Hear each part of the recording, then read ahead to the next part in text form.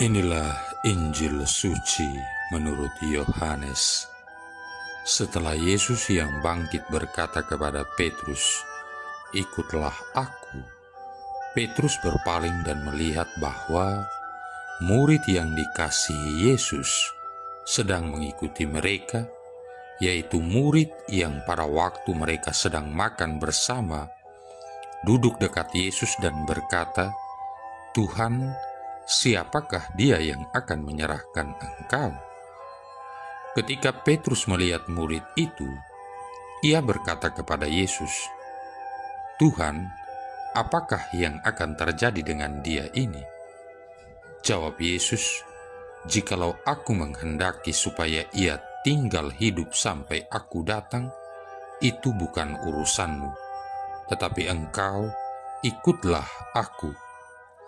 Maka tersebarlah kabar di antara saudara-saudara itu bahwa murid itu tidak akan mati. Tetapi Yesus tidak mengatakan kepada Petrus bahwa murid itu tidak akan mati, melainkan, "Jikalau aku menghendaki supaya ia tinggal hidup sampai aku datang, itu bukan urusanmu." Dialah murid yang memberi kesaksian tentang semuanya ini dan yang telah menuliskannya, dan kita tahu bahwa kesaksiannya itu benar. Masih banyak hal-hal lain lagi yang diperbuat oleh Yesus, tetapi jikalau semuanya itu harus dituliskan satu persatu, maka agaknya dunia ini tidak dapat memuat semua kitab yang harus ditulis itu. Demikianlah sabda Tuhan.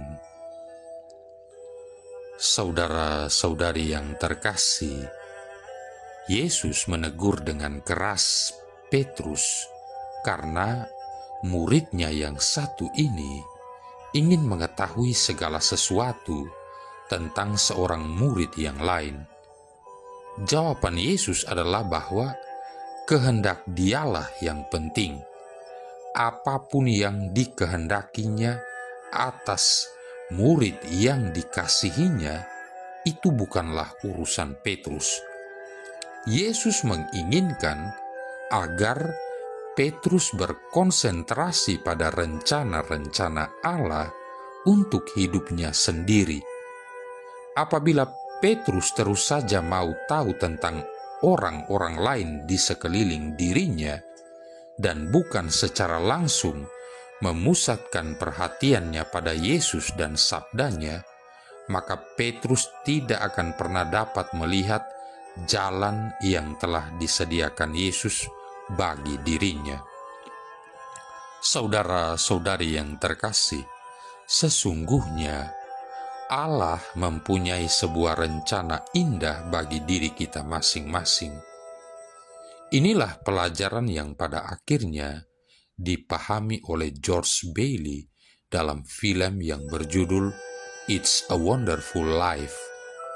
Dalam film ini, George Bailey menderita depresi yang terus meningkat dalam intensitasnya. Semua disebabkan oleh jalan hidupnya sendiri. Kemudian, seorang malaikat menampakkan diri dan menunjukkan kepadanya apa saja yang hilang dari kehidupan orang-orang jika George Bailey tidak pernah dilahirkan ke dalam dunia. Pada akhirnya, George Bailey menyadari betapa penting dan terberkati hidupnya itu. Memang mudah bagi kita untuk merasa iri hati atau cemburu terhadap orang-orang yang kelihatan memiliki segalanya.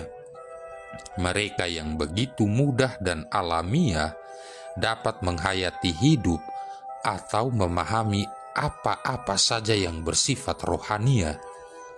Namun, apabila kita merasa tergoda untuk berpikir bahwa Yesus telah membuat mudah bagi orang-orang lain untuk mengikuti dirinya, maka kehidupan Petrus dapat memberikan pelajaran penuh pengharapan kepada kita semua. Petrus jelas berjuang, bergumul disertai takut. Kadang-kadang ia pun secara total tidak dapat memahami Yesus Tuhan dan gurunya. Walaupun demikian, Allah mempunyai suatu peranan yang bersifat vital untuk dimainkan oleh Petrus, dan sang rasul sungguh memainkan peranan yang diberikan Allah kepadanya itu sampai akhir hayatnya. Pada akhirnya, Petrus memutuskan untuk menerima peranan yang harus dimainkannya karena dia telah belajar apa artinya memberikan hatinya secara total kepada Yesus berapapun biayanya. Saudara-saudari yang terkasih, jika kita senantiasa memusatkan perhatian kita atas kelemahan-kelemahan, kekurangan-kekurangan yang kita miliki, maka kita tidak akan pernah dapat melihat talenta-talenta indah yang ada dalam diri kita, dan juga martabat yang telah dianugerahkan Bapa Surgawi kepada kita sebagai anak-anaknya.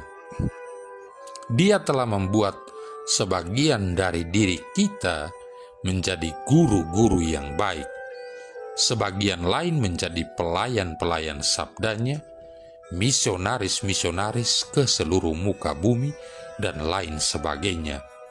Kepada sebagian besar dari kita, Allah memberikan rumah tangga sebagai fokus pelayanan kita. Apapun panggilan kita, Allah yang Maha Kuasa ingin menggunakan kita agar dapat turut mewartakan tentang rencananya guna menyelamatkan umat manusia. Memang kita tidak dapat menyangkal bahwa kadang-kadang kita menghadapi kesulitan. Satu dan lain hal adalah karena kekurangan-kekurangan kita sendiri. Namun, baiklah kita ingat selalu bahwa Yesus melengkapi apa saja yang kita tidak miliki. Dia akan memperbaiki kekurangan-kekurangan kita.